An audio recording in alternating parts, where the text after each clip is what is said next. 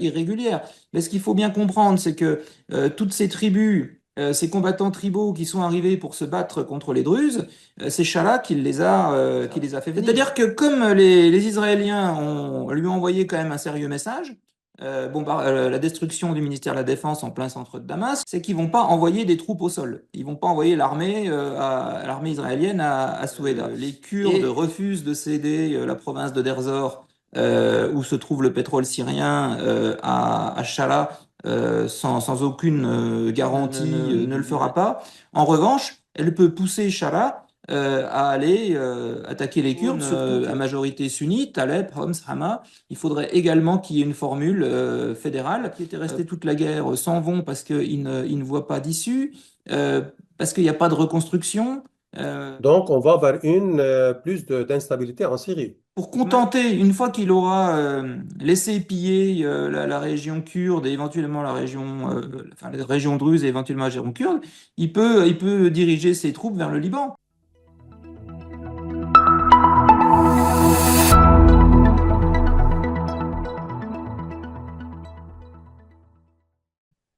Chers spectateurs, bonjour.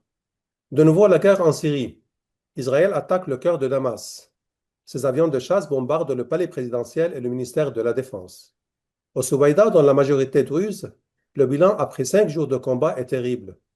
Plus de 600 morts et environ 1700 blessés. Pourquoi on est arrivé à la guerre?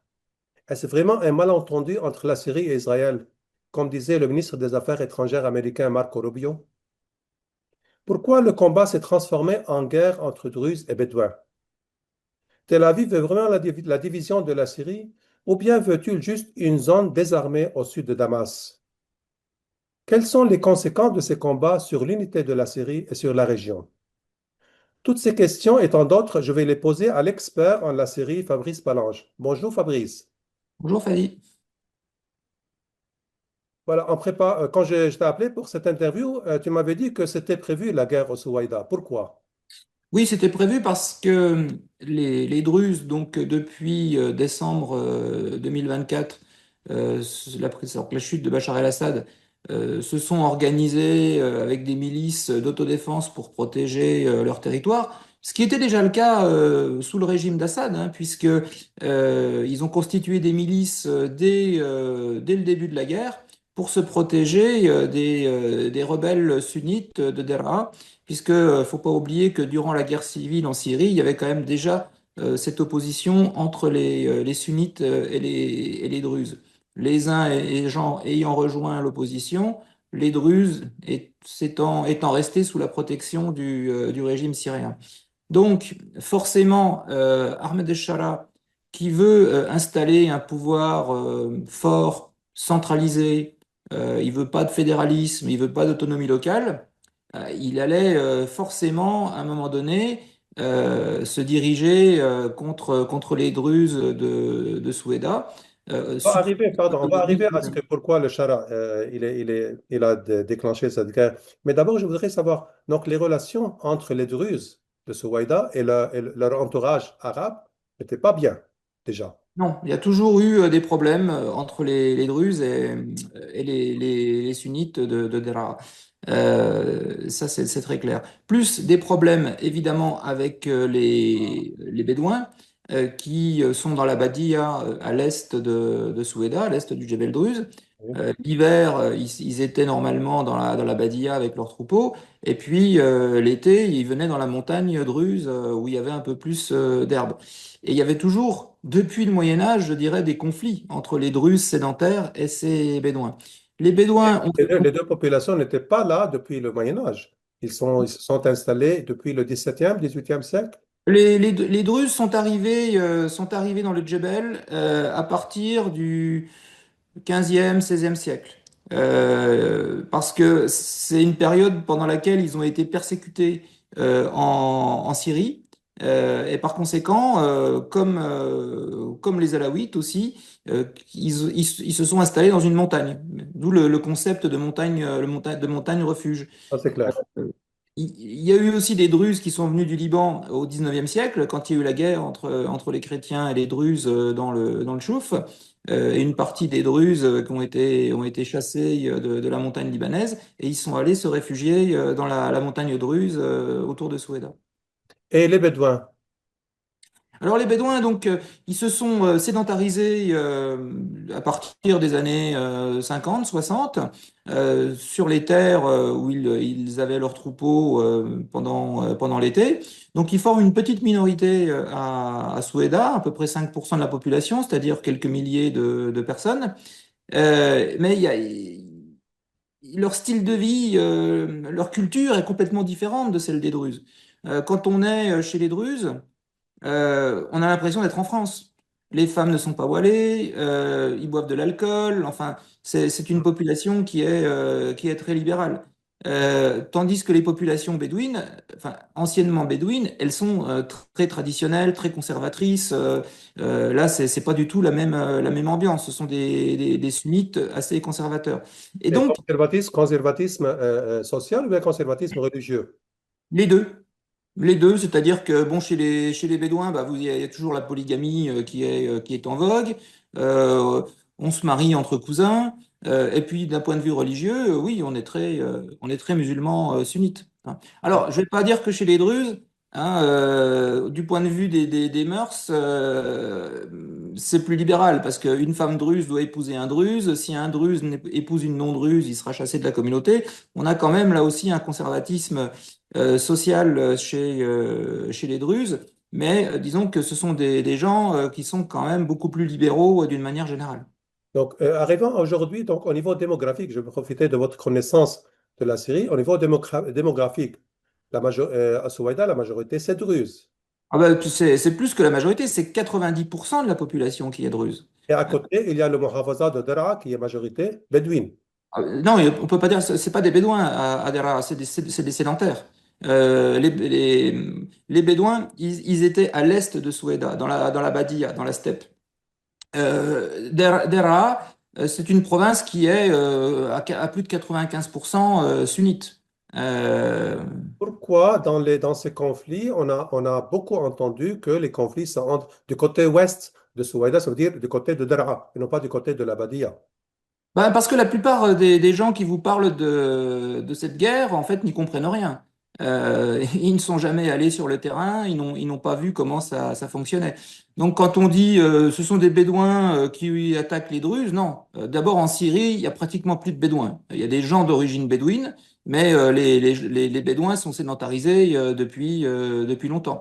Et quant à dans la région de Daraa, il y a eu quelques Bédouins qui se sont sédentarisés aussi, mais l'essentiel de la population, ce sont des sédentaires depuis des siècles. Seulement, il ne faut pas croire que parce qu'on est sédentaire, on n'appartient pas à une tribu. L'organisation de la population à Deraa, c'est des clans, c'est des tribus.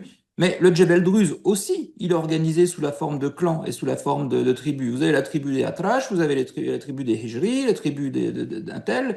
C'est un mode de fonctionnement traditionnel. Donc, les tribus, les chefs de tribus qui ont lancé l'appel pour, voilà, pour attaquer Souaïda, ce sont les tribus de toute la Syrie. Ça veut dire que c'est pas des Bédouins. Non, ce sont les tribus de toute la Syrie. On a vu des gens de la région de Deir ez-Zor arriver, des gens d'Idleb, des gens de Hama, de Homs, mais l'essentiel de ceux qui se battent contre les Druzes, c'est des gens en fait de Daraa. Parce que c'est un conflit vraiment de terre, de voisinage entre les sunnites de Daraa qui ont une démographie galopante, où on a des familles à Daraa 6, 7 enfants, vraiment, on a beaucoup d'enfants dans cette province sunnite, tandis que les Druzes, avec le développement, avec l'éducation, ils n'ont plus que 2 enfants. Et ça depuis 2, 3 générations. Donc, les villages druzes sont moins peuplés, des personnes âgées. D'ailleurs, vous le voyez quand on a des images des combattants. Les combattants druzes, bah, on voit des hommes de 40 ans, de 50 ans, quelques jeunes, mais des hommes d'âge mûr. Tandis que ceux qui viennent se battre, les rebelles, enfin les rebelles, oui, les sunnites, eux, on voit des jeunes hommes, 20 ans, 30 ans, et c'est toute la différence démographique de cette région. Et ce sont ces tribus, ce sont, ils font partie maintenant des forces régulières, si on peut dire, de l'autorité de Shara.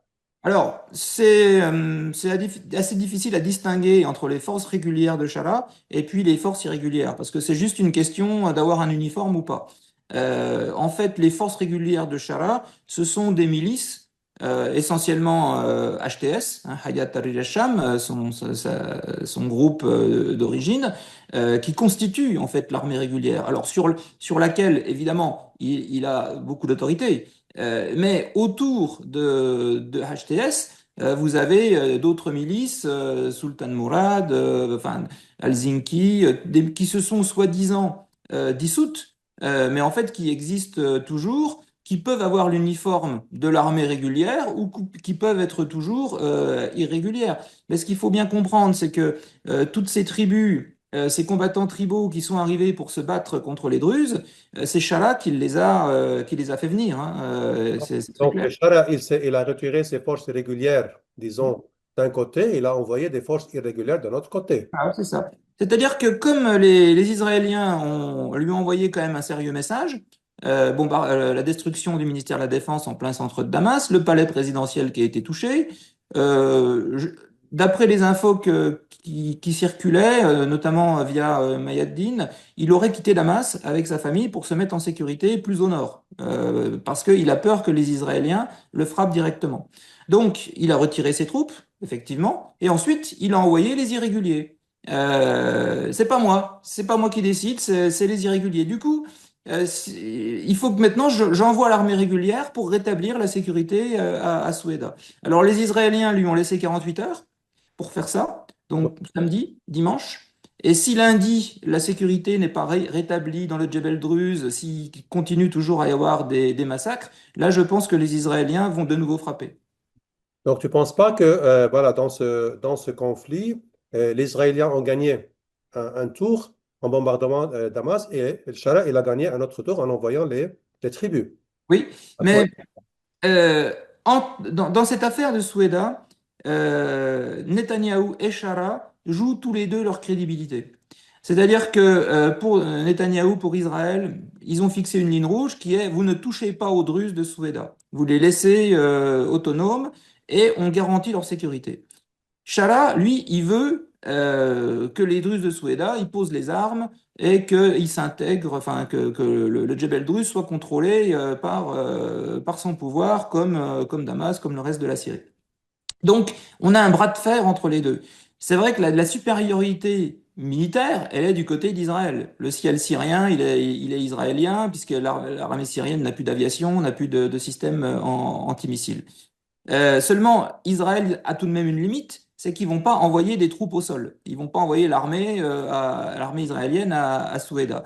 Et les Druzes, comme je le disais, du fait de leur faiblesse démographique, ils ont beaucoup moins de combattants évidemment, les hommes qui sont fidèles à Shara, parce que là, c'est des centaines de milliers de combattants qui peuvent être mobilisés et envoyés contre les Druzes, qui ne peuvent aligner que quelques milliers, voire 10 000 combattants seulement. Et il est beaucoup plus difficile pour Israël de frapper des milliers de pick-up chargés de combattants qui arriveraient par différentes routes vers le Djebel Druze qu'un convoi de tanks, un convoi d'une armée régulière plus facile à identifier. Et donc Chala, là, il utilise la carte des irréguliers pour finir par contrôler le Djebel Druze. Mais on verra lundi ce qui va se passer. Chara, dans son mot, pour la première fois, il a mentionné la division de la Syrie et il refuse ça. Est-ce que vraiment Israël veut diviser la Syrie en Bah, différents... disons que Israël, Un projet sérieux. Israël préférerait que la Syrie soit divisée. Alors, pas forcément qu'il y ait différents États en Syrie, mais un système fédéral, un système décentralisé, ça aurait l'avantage de permettre aux minorités de conserver leurs droits et de pouvoir rester en Syrie aussi. Et ça limiterait évidemment la puissance du pouvoir de Shara à Damas. Mais ça, c'est pas parce que Israël préfère cela que c'est possible d'arriver à cet objectif. Parce que, évidemment, les États-Unis, eux, ils sont contre cette solution. Ils veulent un pouvoir centralisé. Et l'Arabie Saoudite, la Turquie, les autres soutiens de Shara ne veulent pas non plus d'un système fédéral en Syrie. Non, mais les Américains, ils veulent une Syrie unie. mais Tout à fait. n'ont pas rentré dans les détails si c'est un régime fédéral ou décentralisé ou centralisé. Non, ils veulent un système centralisé. D'accord. Par contre, les autres voilà, composantes de la société, ils veulent ou bien la décentralisation, comme ils ont dit clairement les Kurdes, et Oui, maintenant les Druzes, ils disent ça. Donc, oui. comment Chara, il va s'en sortir? Mais Chala ne veut pas de d'une décentralisation. Où est-ce qu'on va alors? Bah, comme pour les Alaouites, comme pour les Druzes et bientôt les Kurdes, c'est-à-dire ils comptent soumettre tout le monde par la force. Donc, ce qui s'est passé dans le sud, maintenant, tu penses que ça va se dérouler aussi à l'est C'est ça, avec Assad, avec Mazloum Abdi? c'est ça. Est-ce que tu penses que la guerre au Souaïd, ce qui s'est passé, d'abord, j'ai une question encore. Est-ce que c'est vraiment un malentendu entre Sharia ou bien entre Sharia et Israël, comme il a dit le ministre des Affaires étrangères américain? C'est-à-dire, Sharia, il a mal compris un Non, certain non, message. non, non. Non, c'est pas un malentendu. C'est juste que c'est un coup de poker. J'interviens et on verra bien ce qui va se passer. Je force la main aux Israéliens. Est-ce que les Israéliens n'ont pas les moyens de m'empêcher de le faire? Je tente le coup. C'est ça en fait. Mais tout le monde savait qu'Israël veut une zone désarmée au sud de Damas. Est-ce que Sharia ne savait pas ça? S'il le sait, mais il ne l'accepte pas. Donc, il fait tout pour empêcher enfin, pour aller à l'encontre de cette volonté israélienne. Et pourquoi maintenant? C'est après la réunion qui a eu lieu à Bakou, en Azerbaïdjan, ou bien après, pourquoi maintenant? Ou bien après aussi la réunion qui a eu lieu aussi avec Mazloum Abdi et qu'on a su qu'elle n'était pas bonne, qu'elle n'était pas. Bah, pourquoi maintenant? Parce que, bon, déjà, il y a eu cet incident dans le Djebel Druze. Il s'en est servi comme prétexte pour aller attaquer les Druzes. Pourquoi maintenant? Bah, parce qu'il il s'est quand même plus ou moins renforcé à Damas. Parce que surtout, la région de Deraa, qui jusqu'au mois d'avril était contrôlée par un autre chef rebelle, Ahmad Aouda, le chef de la 8e brigade, qui était opposé à Shara et soutenu par les Émirats arabes unis, eh bien aujourd'hui, Ahmad Aouda, il a disparu. Depuis le mois d'avril, une opposition à Shara, donc dans la région de Deraa. Et les troupes de Shara ont pu donc s'installer à Deraa, à Isra, et c'est à partir de la petite ville d'Isra qui se trouve au nord de Deraa qu'ils ont lancé l'offensive contre Soueda. C'est pour ça qu'aujourd'hui, il peut se permettre d'aller attaquer le Djebel Druze parce que jusque-là, il ne contrôlait pas la province de Deraa, il ne pouvait pas le faire. Est-ce que tu pensais que c'était un message aussi aux Kurdes après, comme j'avais dit, après la réunion avec Mazloum Abdi, qui a eu lieu il y a presque 2 semaines? Oui, ah bah, les Kurdes refusent leur intégration dans la nouvelle armée syrienne. Les Kurdes refusent de céder la province de Derzor, où se trouve le pétrole syrien, à Chala, sans aucune garantie du maintien de leur statut, parce qu'ils savent très bien de toute façon que Chala refuse l'autonomie des Kurdes. Donc les Kurdes tiennent à conserver l'Euphrate comme frontière naturelle. Et ils ne veulent surtout pas que Shara installe ses troupes au nord de l'Euphrate parce que s'il le fait, ensuite ils peuvent aller attaquer Raqqa, Hasakeh, enfin et plus au nord les territoires kurdes. Et bon, on a la position de la Turquie aussi qui est très importante dans cette affaire.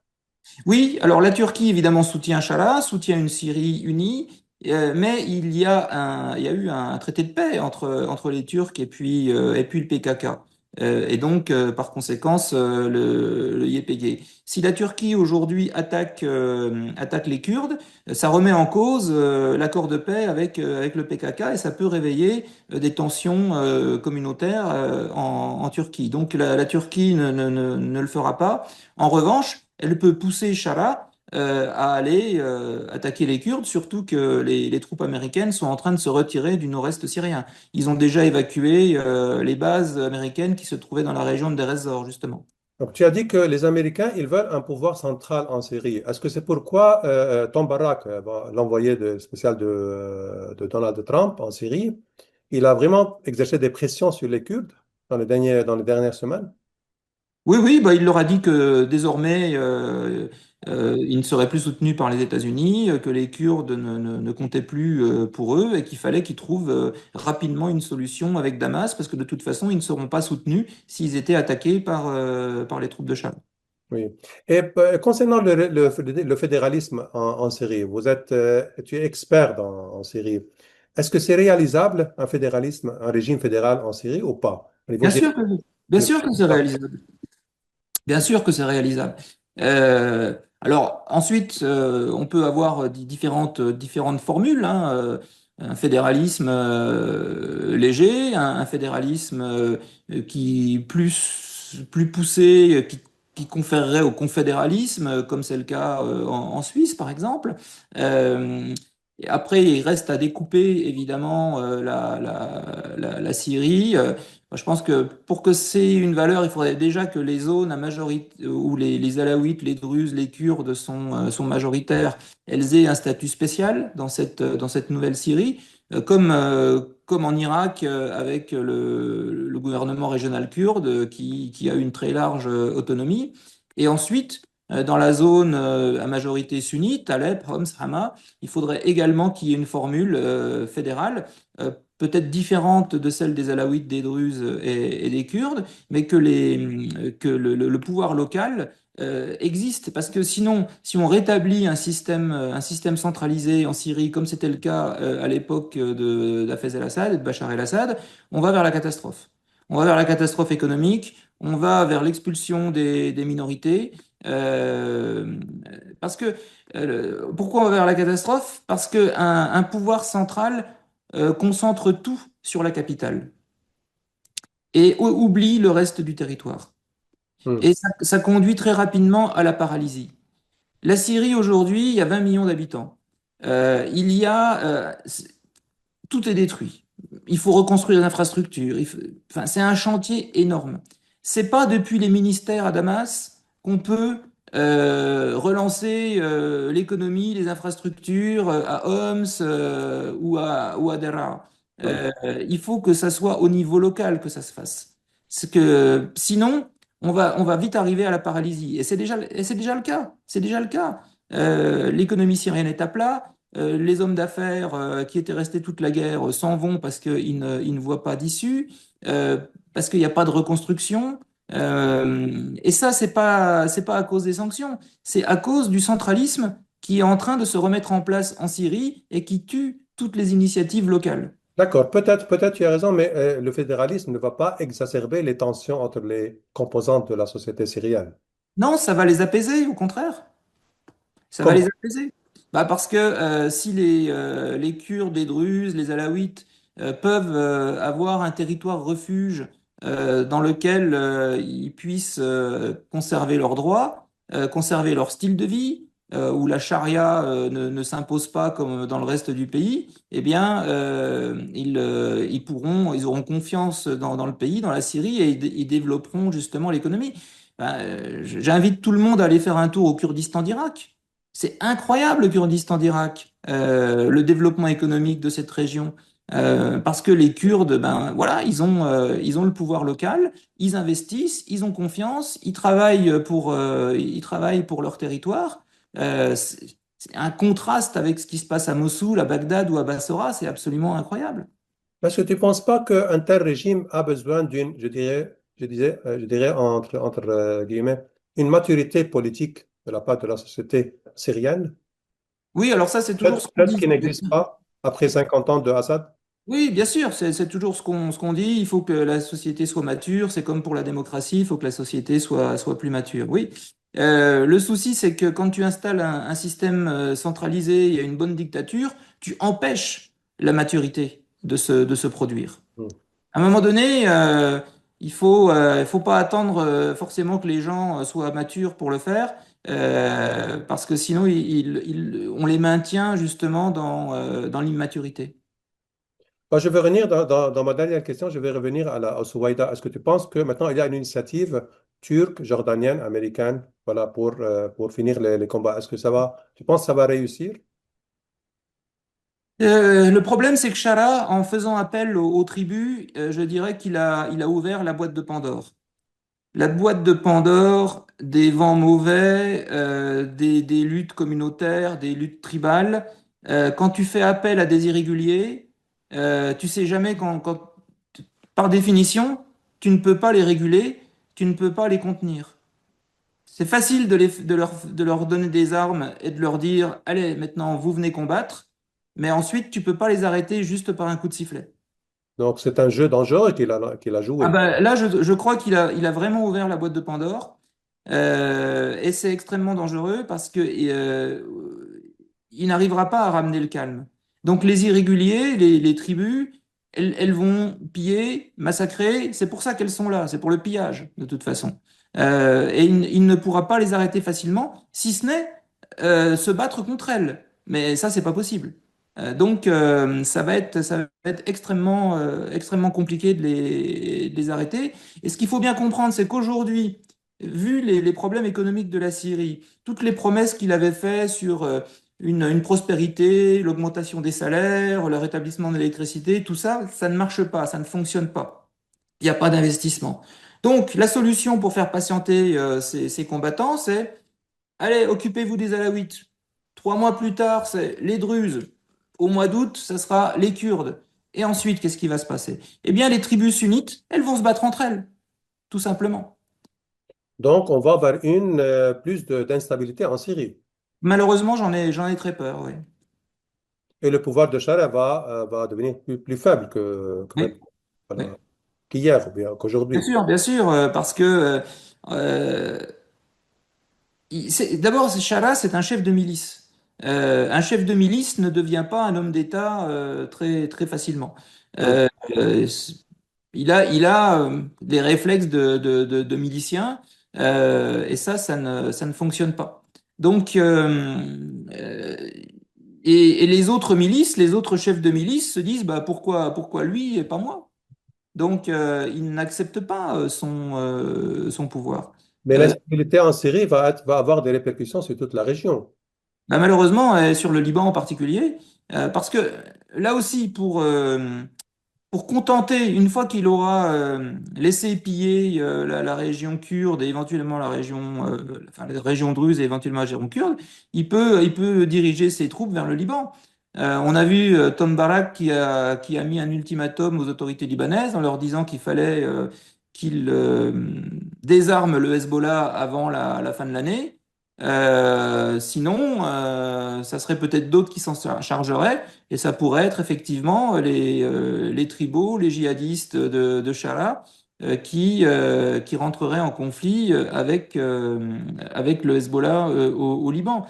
Hein, Barak a même dit que on pourrait, la solution, ça serait peut-être de rétablir le Bilad al-Sham, c'est-à-dire de rattacher le Liban à la Syrie. Mais il a expliqué, bah, il s'est retiré de cette expression. Bah, oui, quand il s'est rendu compte du tollé que ça produisait, il a essayé de revenir un petit peu en arrière. Comme quand il a vanté les mérites de l'Empire ottoman, il a eu les associations arméniennes aux États-Unis qui lui sont tombées dessus et il a dû, comment dire, faire des excuses. Mais ça montre, je dirais, sa pensée profonde. Hmm. Hein. C'est pas les excuses qui sont importantes. Ce qui est important, c'est ce qu'il a dit en premier lieu, parce qu'à mon avis, ça reflète sa pensée profonde et la stratégie américaine. Fabrice Balanche, merci beaucoup. Merci, Fadi. Je remercie également les chers spectateurs et vous pouvez suivre cette interview surtout sur le site web Assas Media, www.assasmedia.com et sur tous les réseaux sociaux d'Assas Media, YouTube, Facebook, X, Instagram et TikTok. Merci beaucoup. À bientôt.